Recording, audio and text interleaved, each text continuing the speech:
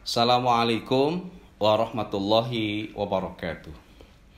Alhamdulillahirabbil alamin wa bihi nasta'in ala umurid dunya waddin. Assalatu wassalamu ala asrofil anbiya'i wal mursalin sayyidina wa maulana Muhammadin wa ala alihi wa sahbihi ajma'in. Amma ba'd. Kawan-kawan yang saya cintai, saya hormati dan Allah muliakan. Dalam kuliah umum kali ini, topik yang akan saya sampaikan adalah dakwah di era cyber culture. Saya ingin melihat posisi dakwah antara popularisasi dan banalisasi. Jadi cyber culture di satu sisi ngasih peluang untuk popularisasi Islam, tapi di sisi lain juga ada tantangan, yakni banalisasi atau pendangkalan Islam. Insya Allah dalam kuliah umum kali ini saya ingin mencoba mengkaji tentang hal itu. Kawan-kawan semua, dakwah Islam itu, kata Ismail Raji Al-Faruqi, memiliki 3 prinsip. 1. Bebas. 2. Rasional. 3. Universal.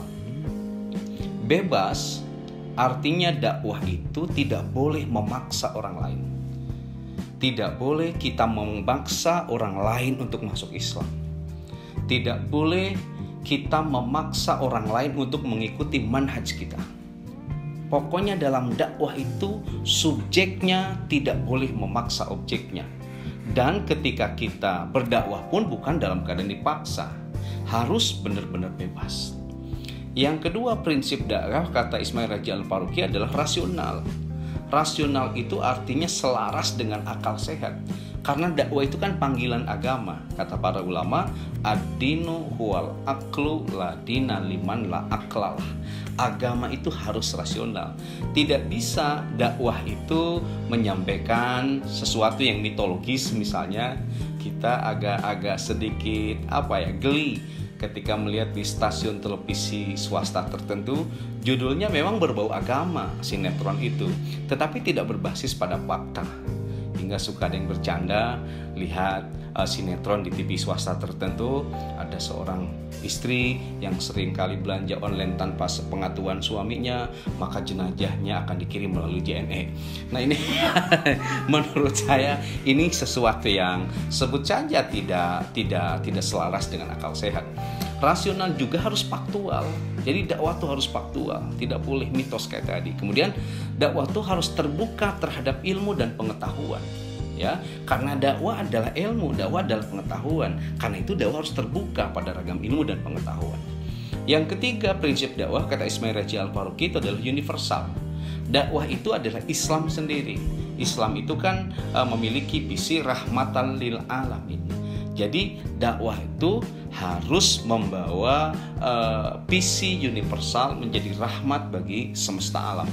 Bukan sekedar rahmat bagi manusia, tetapi rahmat pada penghuni alam yang lainnya. Tumbuh-tumbuhan, lingkungan hidup, dan semua yang ada di alam ini harus kebagian dari rahmatnya Islam. Jadi dakwah harus universal. Selain prinsip itu, kata Ismail Raji Al-Faruqi, dakwah pun memiliki karakter. Apa karakter dakwah itu? Ada 2. 1 adaptif, yang 2 dinamis. Adaptif itu artinya dakwah harus beradaptasi dengan segala realitas sosial. Segala realitas sosial yang terjadi dalam kehidupan masyarakat, itu dakwah harus bisa beradaptasi. Dan menurut sejarah, dakwah sudah bisa melakukan hal itu. Yang kedua, dakwah itu harus mudah diterima di berbagai zona budaya. Bahwa kehidupan kebudayaan masyarakat itu kan memiliki zona-zona tertentu. Dalam ragam zona budaya itu, dakwah harus bisa diterima. Kemudian masih bagian dari adaptif, dakwah itu harus terbuka terhadap perubahan budaya. Kita tahu kan sejatinya budaya itu kan selalu melakukan perubahan. Maka dakwah harus bisa mengikuti ragam perubahan budaya itu. 1. Adaptif. Yang kedua, karakter dakwah, kata Ismail Raji Al-Faruqi, adalah dinamis. Dinamis itu artinya berkembang seiring perubahan zaman. Jadi dakwah itu harus ketika zaman berkembang, dakwah pun mengikuti berkembang. Ketika zaman maju, dakwah pun harus mengikuti maju. Jadi dakwah harus benar-benar dinamis. Yang kedua, dakwah itu harus bisa mengikuti perubahan budaya. perubahan budaya yang disebabkan karena sains dan teknologi, perubahan budaya yang disebabkan karena era informasi, itu dakwah harus bisa mengikuti perubahan budaya itu. Dan kata Al-Faruqi, dakwah juga harus survive di segala zona budaya, harus bisa bertahan di segala zona budaya, dan itu sudah terbukti. Nah, sekarang kita berada di zona budaya yang dikonstruk oleh salah satu perkembangan teknologi yang disebut dengan cyberspace atau ruang internet ya. Jadi dakwah hari ini harus bisa sebut saja dinamis mengikuti perkembangan internet yang luar biasa. Kawan-kawan semua, saya mensistematisasi seperti ini, bahwa kita hari ini berada pada era cyberspace. Jadi internet ngasih ruang kepada kita untuk melakukan apa yang disebut dengan relasi sosial virtual. Relasi sosial virtual ketika masih normal kondisi kita itu tidak terlalu semarak lah. Tapi kita hari ini ketika dikepung oleh pandemi COVID-19, relasi sosial virtual itu benar-benar menemukan menemukan titiknya yang sejati. Jadi kita melakukan relasi tingkat individu, relasi antar individu, relasi tingkat komunitas sekarang dilakukan secara virtual. Nah, jadi cyberspace itu mengkondisikan kita untuk melakukan relasi sosial virtual yang itu dilakukan setidaknya oleh 3 aspek. 1, ada sosial media, 2, ada website, 3, ada mesin pencari. Mesin pencari itu lazim kalau di kita disebut saja Google. Jadi sekarang relasi sosial virtual itu dilakukan melalui media sosial. Ada YouTube misalnya, ada Facebook, ada Instagram, ada Twitter, dan lain sebagainya. Ada WhatsApp, kemudian website, dan lain sebagainya juga begitu banyak hari ini, juga Google. Nah, kawan-kawan semua, relasi sosial virtual yang difasilitasi oleh media sosial, difasilitasi oleh website, juga difasilitasi oleh mesin pencari dalam hal ini Google, pada proses berikutnya melahirkan apa yang disebut dengan cyber culture. Pada proses berikutnya melahirkan apa yang disebut dengan budaya cyber. Nah, cyber culture ini diantaranya ditandai oleh munculnya apa yang disebut dengan pop culture atau budaya populer. Sekarang kita sedang dikepung oleh budaya populer. Nah, kawan-kawan semua, saya kembali simpulkan dalam materi ini. Jadi pertama, cyber culture yang dikonstruk oleh media sosial, juga oleh website dan oleh Google, itu telah menjadi semacam arena produksi kultural. Jadi sekali lagi, medsos, website dan Google itu menghantarkan kita sekarang berada pada apa yang disebut dengan arena produksi kultural. Sekarang kultur itu diproduksi begitu masif. Kita lihat di YouTube misalnya, itu YouTube benar-benar menjadi arena produksi kultural. Bio dan kawan-kawan tentu bisa ngelihat sekarang di YouTube itu kan semua diproduksi begitu bebas. Bukan sekedar konten yang edukatif, konten yang non edukatif, konten yang saya nggak berani nyebut sampah lah ya. Ada konten esek-esek misalnya, ada konten yang berbau seperti itu, dan luar biasa itu kan begitu laku. Bahwa sekarang YouTube sebut saja itu menjadi arena produksi kultural.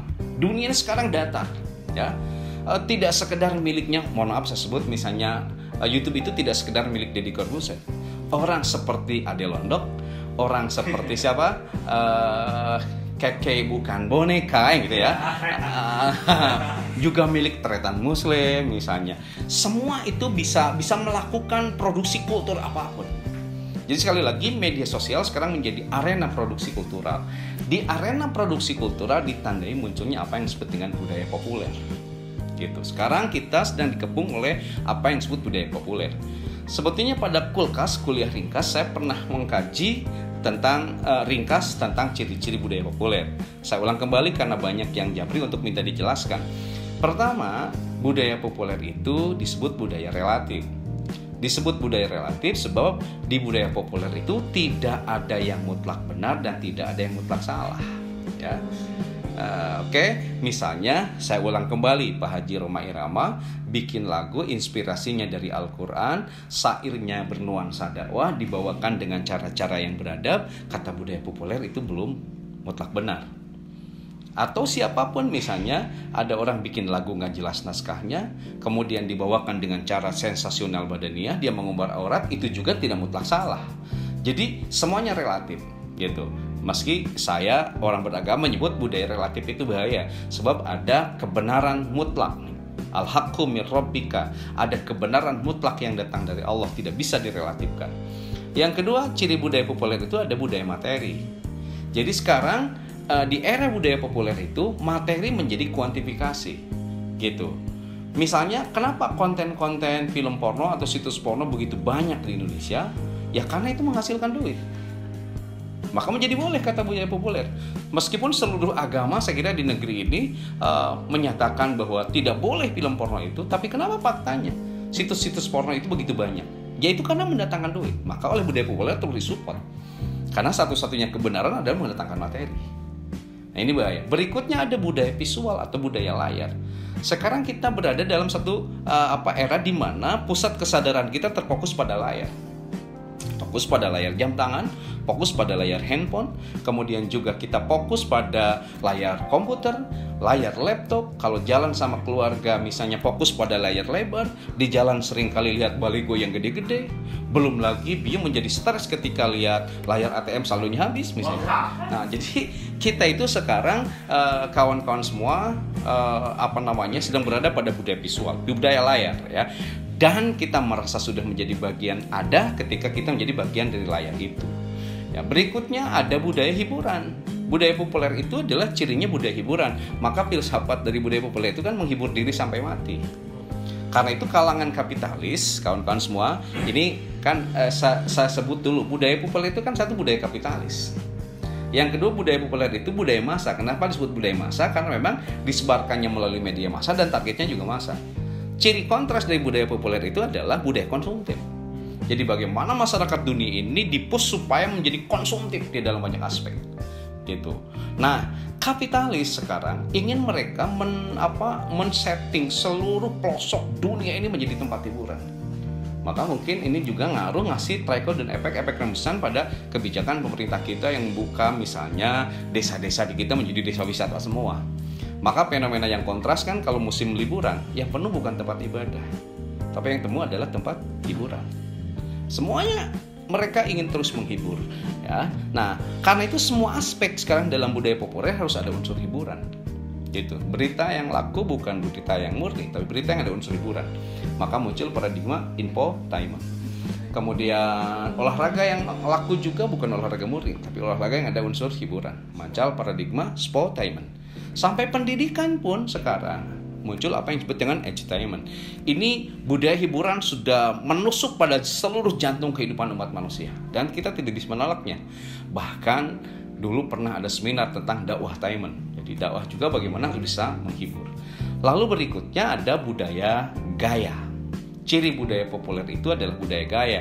Dulu kan René Descartes pernah bilang cogito ergo sum, aku berpikir maka aku ada. Kalau anak sekarang kan bukan, aku bergaya maka aku ada. Jadi keberadaan dirinya bukan lagi dari kematangan logika berpikirnya, tapi dia merasa ada ketika dia bisa bergaya. Meskipun seringkali kita temui ada loba gaya kurang jajan, kan banyak anak yang seperti itu menderita ya. Kemudian kawan-kawan semua, setelah budaya gaya itu ada yang disebut dengan budaya instan. Apa budaya instan itu? Bermula dari budaya penyeragaman rasa. Rasa itu dimulai sebut saja dari yang paling populer, paling rakyat itu adalah kuliner. Gitu. Maka dunia sekarang diseragamkan rasa kulinernya, misalnya tiba-tiba ada makanan ayam goreng yang di Kentucky itu tiba-tiba bisa disamarasakan sedunia misalnya ada. Kemudian siapa yang kuat misalnya memasakkan produk kulinernya dan dipaksakan menjadi selera dunia, hingga ngasih rembesan juga pada yang lain. Sekarang semuanya kan serba instan, demi instan. Kemudian bubur instan, nasi liwet instan, semuanya seperti itu karena ingin serba cepat lah semuanya. Cuman sayang kan ini juga ngasih trickle down efek rembesan pada kepribadian. Jadi kepribadian anak-anak sekarang kalau sukses juga pengen sukses instan gitu. Karena sukses instan tak jarang malah banyak yang menghalalkan berbagai macam cara. Jika dia susah hidup sukses dan nggak mau berproses, ujungnya kita munculkan fenomena banyak yang bunuh diri kemudian dan lain sebagainya. Lalu berikutnya ada budaya hibrida. Ciri budaya populer itu budaya hybrid. Hybrid itu artinya ginilah, semakin tidak jelas identitas budaya kita. Dia orang Nagreg, identitas Nagregnya itu nggak kelihatan. Tapi orang Ranca Ekek, apa identitas Ranca Ekeknya itu? Padahal masing-masing lokal pasti punya local wisdom, punya kearifan lokal. Jadi di era budaya populer semakin dikaburkan gitu identitas itu. Kemudian berikutnya, ciri budaya populer itu budaya komunitas. Komunitas menjadi modus menjadi, gitu. Jadi komunitas itu menjadi salah satu wadah untuk memperlihatkan identitas diri. Gitu. Maka sekarang kan semua gerakan itu kadang berbasis pada komunitas. Ya, misalnya sama-sama pencinta ikan cupang, bikin komunitas pencinta ikan cupang. Banyak sekarang, jangan disebut lah kalau yang punya motor gede punya komunitas moge misalnya. Semuanya berbasis pada komunitas. Kemudian berikutnya, ciri budaya populer itu adalah budaya ikon, budaya merek. Ya, orang Bogor bilang merek. Jadi merek lah ya. Anak-anak sekarang atau manusia sekarang lebih mengedepankan merek ketimbang fungsi, ya, lebih mengedepankan aspek lahiriah ketimbang batiniah, lebih mengedepankan cangkang ketimbang isi. Nah, kawan-kawan semua, itu di antara beberapa ciri budaya populer. Kenapa saya urai jelaskan ciri budaya populer? Agar kita bisa bercermin untuk persoalan dakwah kita hari ini. Ternyata dakwah kita hari ini tidak luput juga dari pengaruh budaya populer. Oke, kita lanjut kawan-kawan semua. Dalam analisa para kritikus media, gitu ya, cyber culture, budaya cyber, budaya internet, plus juga pop culture, budaya populer, itu sesungguhnya memiliki misi ideologis. Misi ideologis itu yang lazim disebut jebakan. Hati-hati, era cyber itu membawa jebakan-jebakan tertentu. Apa di antara jebakannya itu? Satu, sekularisme. Mau nggak mau, cyber culture atau budaya populer ini, jujur kita akui, itu memiliki misi ideologi untuk memisahkan diri kita itu dari agama, gitu. Jadi seolah-olah genderang perang untuk menentang agama itu benar-benar nyata terasa. Misalnya ketika ada yang bilang God is dead, Tuhan itu telah mati, misalnya Nietzsche bilang demikian, seakan-akan menemukan momentumnya hari ini. Atau misalnya agama dianggap sebagai opium atau candu, juga Marx bilang kita rasakan hari ini. Jadi anak-anak muda hari ini melalui cyber culture dan budaya populer digiring mereka itu untuk sekularis, gitu. Nggak mau seluruh aspeknya disentuh oleh agama. Satu. Jebakan yang kedua, harus jujur diakui bahwa cyber culture dan budaya populer ini menurut analisa saya ya, itu juga memiliki jebakan ateisme. Jadi menjebak kita untuk tidak bertuhan, ya. Mereka anggap kan seperti tadi, Tuhan itu sesungguhnya tidak ada. Tuhan itu sesungguhnya salah satu sesuatu yang dibuat oleh kalangan tertentu sebagai bagian karena ketidakmampuan hidupnya dan lain sebagainya. Oke lah, riak-riak kuatnya kalangan ateis kita bisa merasakan sebetulnya, tidak usah saya jelaskan lah. Yang pasti kawan-kawan tahu, riak-riak ateisme hari ini di negeri kita bisa sangat merasakan. Dan bahkan menurut saya bukan riak-riak lagi, sudah sangat kontras lah terlihat. Yang lebih kontras gitu ya dari jebakan cyber culture itu agnostisisme. Agnostisisme, dia percaya adanya Tuhan tapi tidak mau beragama, gitu kan, agak confused. Mau bagaimana kita bertemu dengan Tuhan kalau pintunya tidak kita ketuk? Pintu untuk mengetuk Tuhan itu kan dari agama. Memang ini harus jadi bahan introspeksi. Agnostisisme itu lahir karena mereka dalam tanda petik muak terhadap agama. Bilang bahwa agama itu rahmatan lil alamin, tapi kenapa senangnya perang? Gitu. Bilang agama itu membawa misi kedamaian. Kenapa satu aliran yang satu dengan aliran yang lain saling menjelek-jelekan? Gitu. Bilang agama itu kedamaian. Kenapa antara satu mazhab dengan mazhab yang satu terus saling hina, saling ledek, saling serang dan lain sebagainya? Ini untuk para pemuka agama, tokoh-tokoh agama, kawan-kawan kita yang agnostisisme itu diantara alasannya seperti itu. Agama nggak damai, agama malah berantem, agama malah potensi konflik. Maka mereka tidak mau beragama, langsung saja bypass pada Tuhan. Maka kalau ada gerakan untuk anti agama misalnya di negara kita, ya itu punya alasan seperti itu tadi. Agnostisisme itu semakin menemukan titiknya ketika difasilitasi oleh internet hari ini. Berikutnya kawan-kawan semua, jebakan atau misi ideologis dari cyberculture itu adalah anarkisme. Anarkisme ini adalah lahir dari filsafat politik. Salah satu aliran filsafat politik ada anarkisme. Anarkisme itu adalah salah satu anggapan bahwa masyarakat itu tidak butuh negara. Dalam filsafat politik ada anarkisme itu seperti itu lahirnya. Jadi masyarakat bisa ngurus diri sendirinya tanpa agama.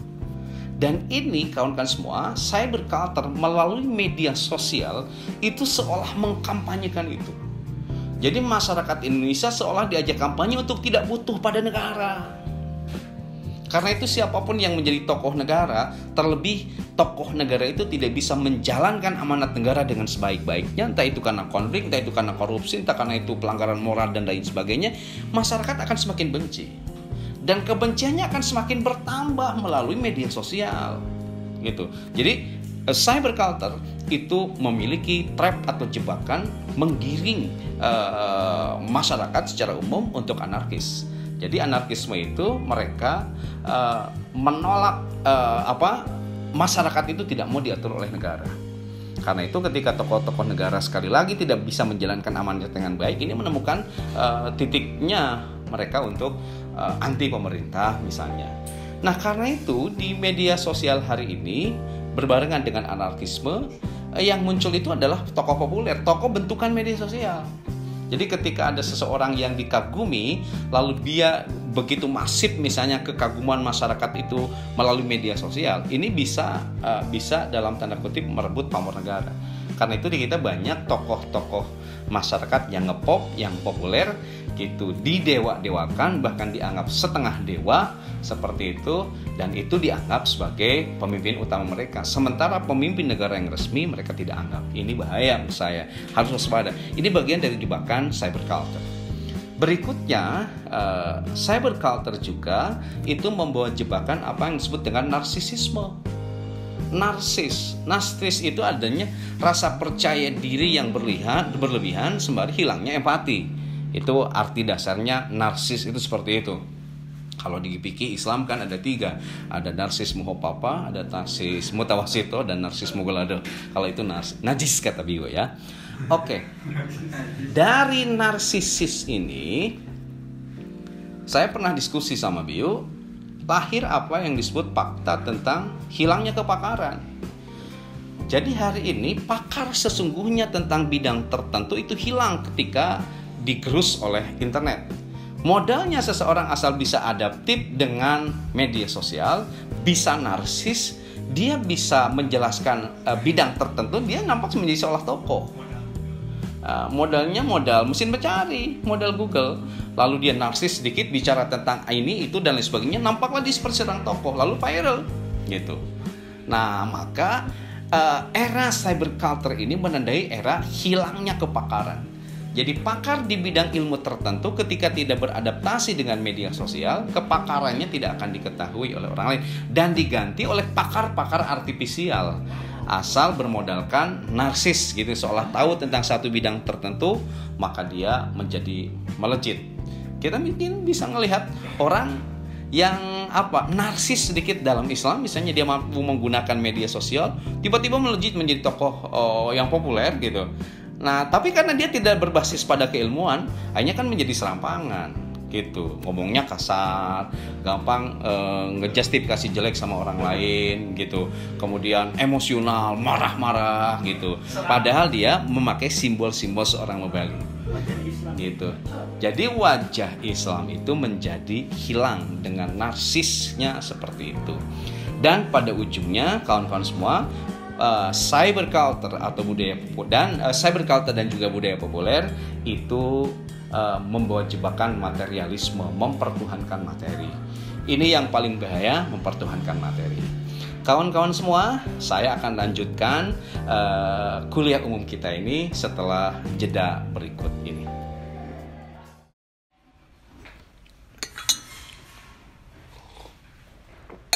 Oke, kawan-kawan, kita lanjut.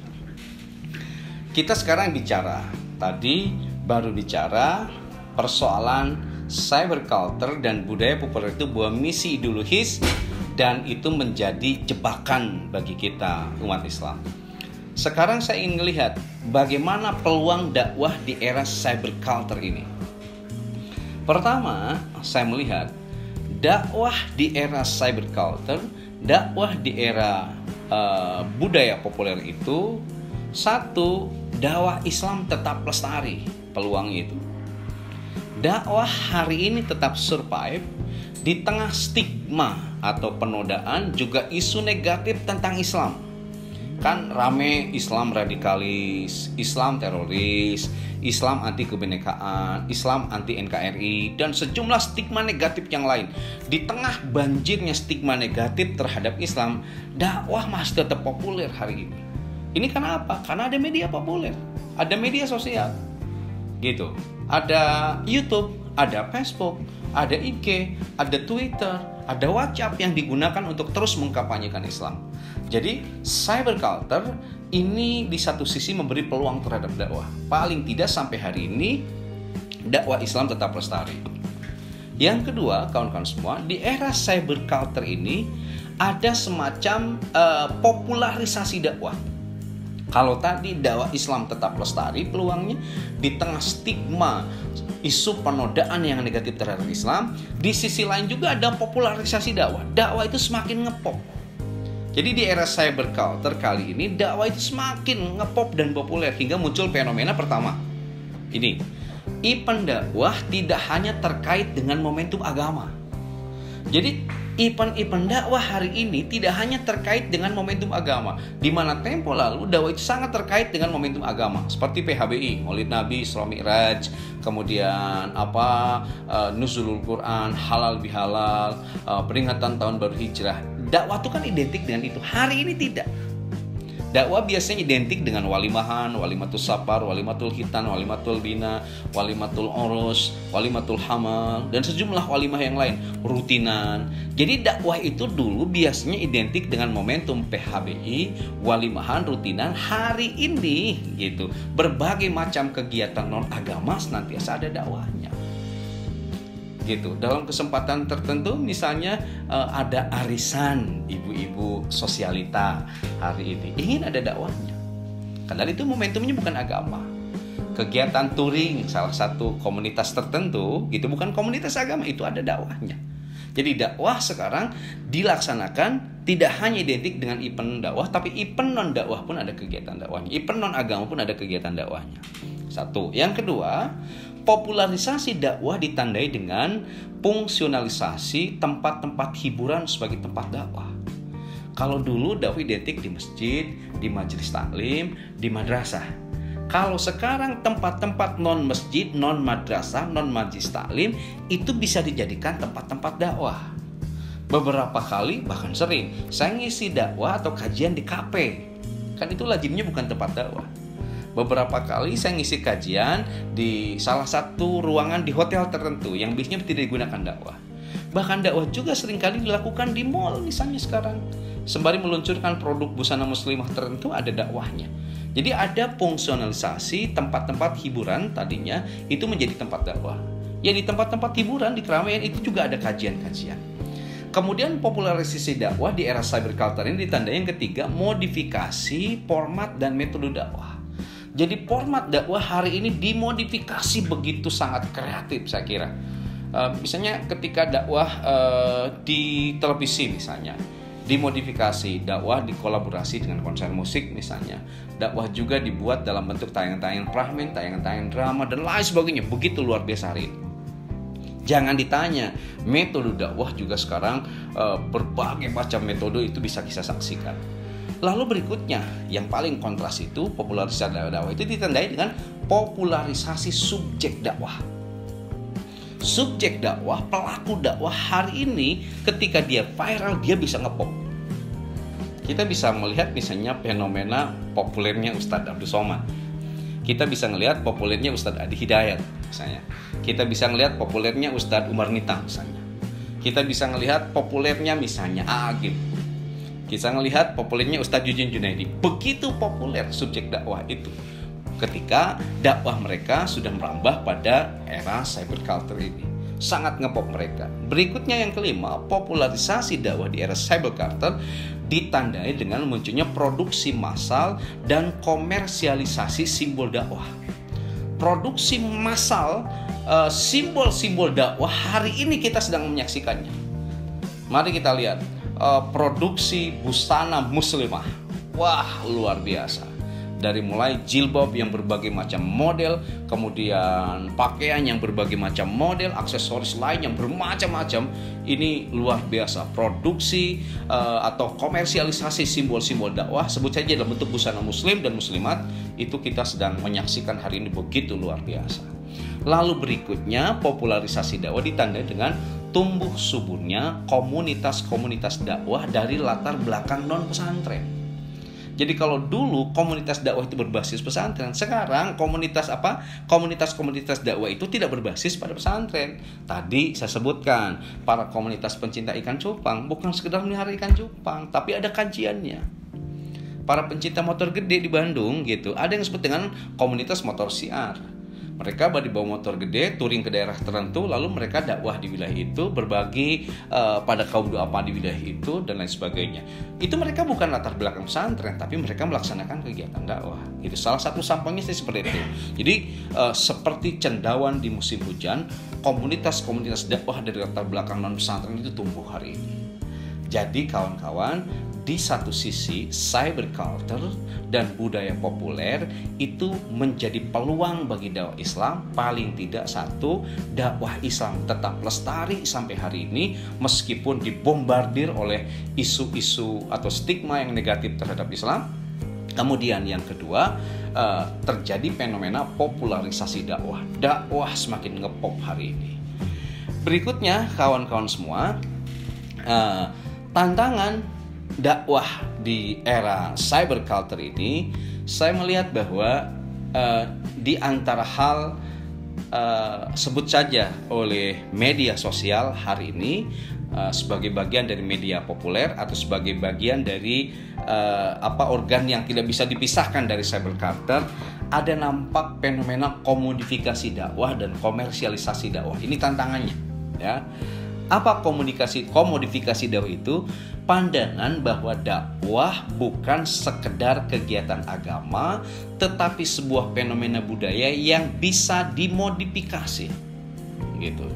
Jadi dakwah dianggap sebagai fenomena budaya yang bisa dimodifikasi, kemudian bisa diproduksi dan bisa direproduksi. Modifikasi, produksi, dan reproduksi dakwah ini pada ujungnya khawatir bisa menggeser nilai makna dan fungsi dakwah menjadi nilai jual. Nah ini agak khawatir ketika dakwah dikomodifikasi. Lalu tantangan dari era cyber, saya ngelihat teriak-teriak ada komersialisasi dakwah, yakni tindakan maksimalisasi nilai ekonomis dan nilai jual dakwah. Pada prosesnya saya khawatir dakwah yang berisi nilai tujuan yang begitu adiluhung, jadi dakwah dilakukan untuk mendapatkan keuntungan material tertentu. Ini yang bahayanya. Jadi saya melihat ada komodifikasi dakwah dan ada komersialisasi dakwah ketika dakwah hari ini beradaptasi dengan era cyber atau dengan budaya populer. Nah, kawan-kawan semua, efek dari komodifikasi dan komersialisasi dakwah atau efek dari masifnya kegiatan dakwah ketika dakwah juga menjadi bagian yang masuk pada arena produksi kultural di media sosial, saya melihat juga ada yang disebut dengan banalisasi agama, banalisasi Islam. Apa banalisasi itu? Sebuah proses pendangkalan. Jadi ketika lihat tayangan dakwah di channel YouTube tertentu misalnya yang begitu marak gitu, saya menangkap ada kekhawatiran pendangkalan agama. Satu, ada yang disebut dengan petisisme subjek dakwah. Apa petisisme itu? Pemujaan tokoh-tokoh dakwah. Jadi khawatir yang dipuja bukan Islamnya tapi tokohnya. Maka ketika misalnya ada sentimen tertentu pada tokohnya, banyak pengikutnya yang sampai berani mati untuk melakukan apapun. Nah ini khawatir.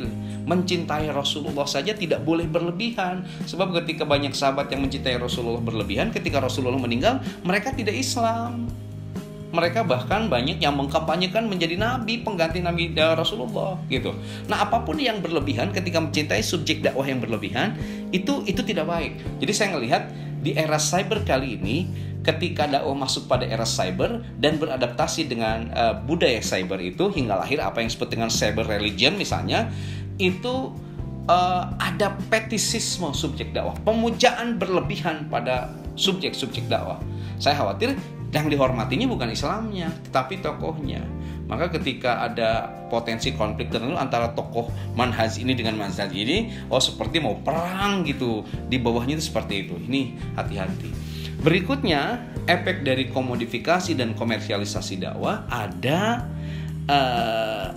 ciri banalisasi berikutnya adalah parsialisme dakwah. Jadi dakwah begitu parsial. Ini yang ditandai dengan sikap intoleran terhadap perbedaan.